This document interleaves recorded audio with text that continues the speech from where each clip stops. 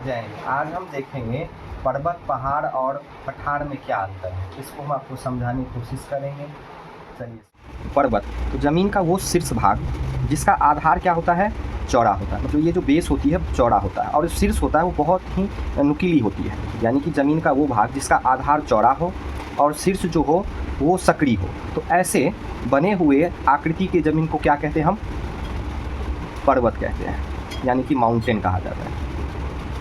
इसकी ऊंचाई की बात करें तो 600 मीटर से अधिक ऊंची होती है। तो यानी कि पर्वत को समझने के लिए दो चीज़ होना चाहिए। पहले इसकी ऊंचाई कितनी होनी चाहिए, तो 600 मीटर से अधिक होनी चाहिए। और इसका जो आधार होता है वो चौड़ा होता है और शीर्ष जो होता है बहुत ही सकड़ी होती है। ये हुआ पर्वत। अब हम पहाड़ जानते हैं, पहाड़ क्या होती है। तो पहाड़ मतलब हिल्स, ये क्या होती है, तो ज़मीन का वो भाग ये भी ऊंचा ही होता है जैसे पर्वत होता था, लेकिन बस इतना फ़र्क है कि ये 600 मीटर से कम ऊंची होती है। बस यही मामूली सा फ़र्क है पर्वत और पहाड़ में।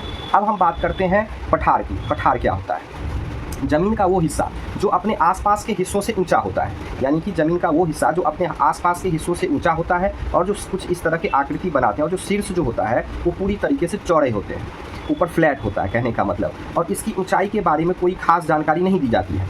तो ये मामूली सी अंतर है तीनों में। आशा करता हूँ कि आपको पर्वत, पहाड़ और पठार समझ में आया होगा या समझने में कोई दिक्कत नहीं होगी। अगले वीडियो में मैं पुनः आपसे बात करते हैं और अगले कई नए टॉपिक पर मैं बात करें।